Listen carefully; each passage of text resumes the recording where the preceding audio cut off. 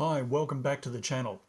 Today we're going to do a deep dive into what might confront you if you've got to stand down employees or if you just need to ask them to work shorter hours. To help me do that, I've enlisted the services of Paulette McCormack, one of Australia's leading HR specialists. Stay with me. Hi, Paulette. Thanks for coming on the channel today. Thank you for having me. Firstly, what actually are stand downs, and when are the situations that employers are allowed to use stand down provisions? Okay, that's a really great question because at the moment we see a lot of people doing stand downs. People go, oh, I can do it too. But in reality, a stand down is when an employee hasn't got any useful work for them to do. So stoppage of work that an employer can't be held responsible for, and that would include severe weather or natural disasters. But for right now, we've obviously got COVID-19. The key here is that the person mustn't have any useful work for them to do. Right. So you can't stand an employee down just because your business is quiet or if there isn't enough work. It needs to be because there's no useful work for them to do. So as an example, a restaurant. So restaurants all got closed down for in-house dining for our social distancing rules. So you could say, well, there's no useful work for them to do, but companies have pivoted and they've now got people doing takeaways. Yeah. So therefore you could argue, well, there is actually useful work for them to do.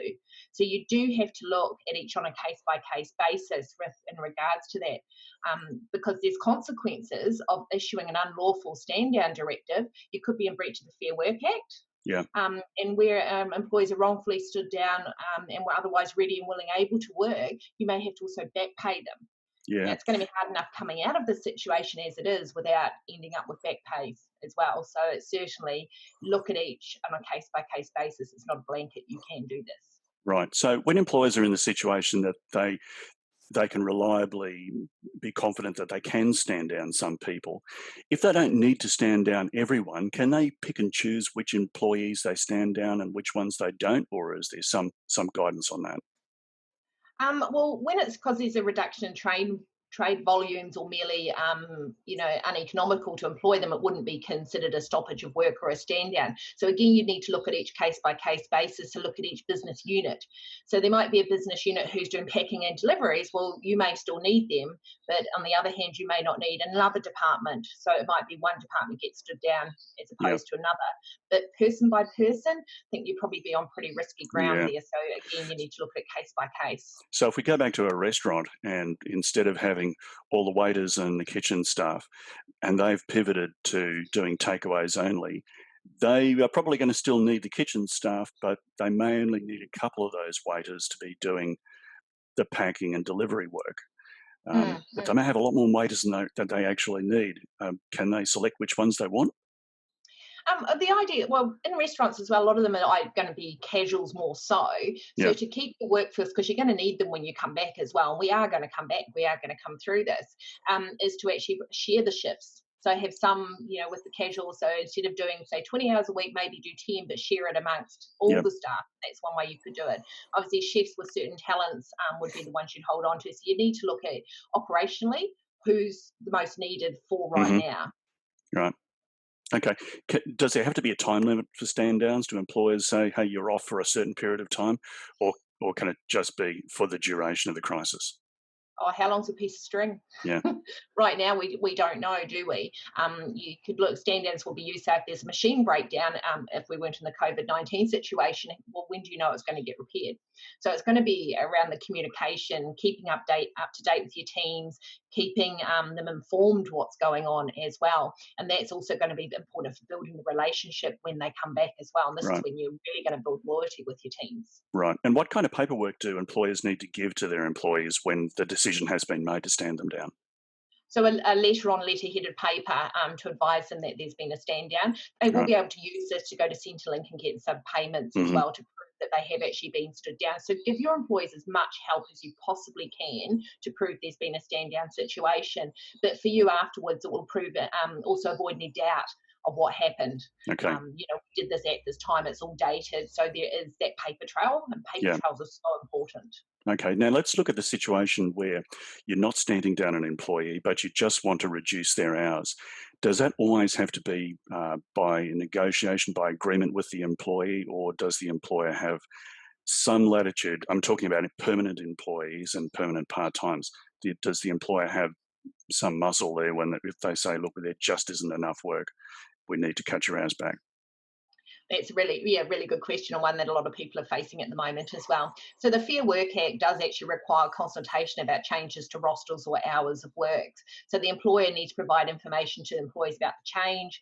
They need to invite the employees to give their views about the impact of the change, including any impact in relation to their family or caring responsibilities as well. Yeah. We've obviously got bills to pay, and to consider any views about the impact of the change given by the employees.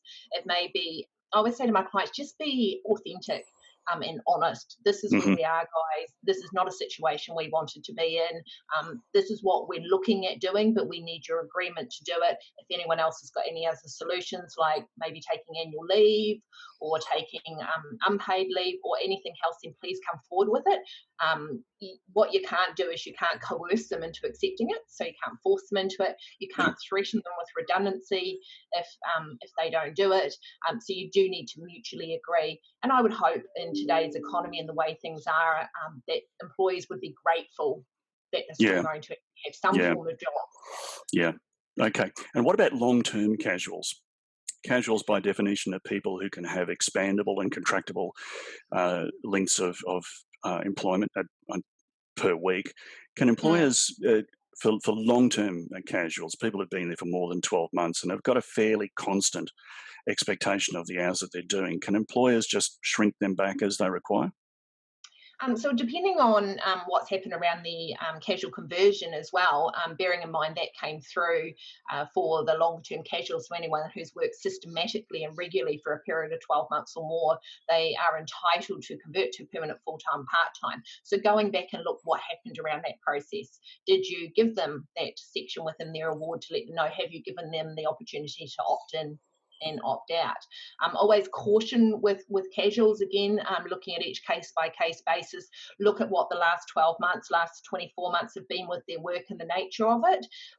Again, go into consultation with them is my biggest thing, because people want to feel listened to and people are scared right now, Yeah. and concerned about their own vulnerability. So just be open and say, well, look, this is Yeah. what we need to do, Mm. and treat people, I always say, the way you want to be treated. How would Yeah. you like this to be delivered to you? Yeah, I totally agree with that. In one of my earlier videos, I emphasised that point, that openness and honesty and transparency are absolutely the key in talking to employees at the moment, because people have a nose for fakes, and Mm. if you're trying to fake it, they'll spot it straight away, and you need people in the long run. So look after them. Mm. And I Okay. do say as well, I'm sorry to interrupt, Yeah. I do say as well, I'm concerned about the Fair Work fallout at the end Yeah. of this. So if employers are not doing the right thing and not treating their staff with respect, it's not a lot of money to file a Fair Work, an unfair dismissal Yeah. claim. It That's really right. isn't. The benchmark is really low, and you're going to end up defending it. And that's Yeah. going to take time and money when you really need to be building your business up. So do it right now Yeah. and avoid the fallout Yeah. later. And for a lot of employers, it's not going to be the money; it's going to be the distraction. So, Mm, mm, okay, so for employees that are working from home, and for a lot of employers, sending their staff home is going to be a completely new thing. For others, mm. like us, not so much. Um, what are the critical health and safety issues that employers need to be aware of? Firstly, are there any? And given that employers can't physically get out to employees' homes at the moment, how can they satisfy themselves that they're not going to have a problem later on down the track when somebody falls off a chair? Yeah, so this is another grave concern area, and one that some employers are not fully over yet. So they still do have an obligation under the Workplace Health and Safety Act to ensure the safety of their employees. So it's certainly certainly making sure you have a clearly defined working from home policy, and also doing a working from home checklist, which is, where are you going to be sitting? Is there adequate room around it? Have you got adequate ventilation? Looking at all that as well. So actually getting them to check off a sheet, but also in ergonomics as well. So how are they sitting? Are they sitting slouched on a couch with their laptop on their Yeah. lap, which is not going to be good for your posture at all. Yeah. So get to fill in that and go through the ergonomics. But I've also started suggesting getting them to take a picture of where they're going to be Yeah. sitting, so To you document can it. Mm. yes, to document that. But also, like now we're using Zoom, you can move your camera around and show Yeah. people where you're going to be Yeah. sitting as well. Yeah. Again, just be open and transparent around it. This is why we're doing it. We have an obligation. We're concerned about you. We need to check in. that Right. where you are and sitting in your environment is okay for you. Okay. The last one's a little bit of a curly question, or at least is a bit hazy in my mind. So if you've got an employee and there's an option between standing that employee down and asking them to take unpaid leave, what are the pros and cons from the point of view of both the parties? Well, where there's a stand down is not available, or where there would be a choice, then is it really a stand down? Yeah. Okay. So Fair you need enough. to look at that case by case Right. basis as well. Right. Again, you don't want to be falling foul of what is an actual stand down. Mm. You need to look at mutually agreed at reducing of hours, mutually agreeing leave arrangements. I've got some of my clients, some of their staff have taken unpaid leave for a couple of weeks, then Mm-hmm. they'll come back while others go off. They're using annual leave as well. And worst case scenarios is it's going to be redundancies. Yeah. Unfortunately, not going to be able to avoid that in some circumstances. Yeah. It's really about being open and transparent. Again, this Yeah. is where we are. Yeah. This is And not just to be the clear, situation we need to be in. for employees who are stood down, employers who are standing down staff are still eligible for the JobKeeper program in respect of those staff. They are. So that's getting discussed today. So Mm-hmm. it's going to be a interesting day, what's going to come out of that. And I'm sure lawyers and HR professionals are going to spend the weekend certainly going through all the provisions that are in there to make sure we're on top of it. But yeah, they will be able to get it. When someone's on stand down, they don't get paid, but they do still accrue their leave entitlements. Yep. So they're still accruing their annual leave and they're still accruing their personal leave. So essentially just pressing that pause button on the employment. It is, yes, for something that's outside of the employer's control. Right, okay. Thank you very much, Pauline McCormack. How can clients get in touch with you if they need more information? Okay, so we have got our website, so freshhrinsights.com.au. Okay, so link below. Yep, they can go to the link below. They can jump across there. We do have our COVID-19 support package at the moment. We are a small business as well. We understand what it's like and how tough it is, so we're trying to help as many people as we can. So we have provided a support package in there as well. That's great. Just connect with us and touch base. I'm here as like everyone else in the home office now, and I'm open to having conversations just as and when needed. Don't be afraid to call. Thanks very much, Pauline. Hope we'll see you in a future episode. Okay, no worries. Thank you. Bye. Bye. Well, I hope you got a lot out of that. I know I certainly did. So remember to like and subscribe, and I'll see you in the next video.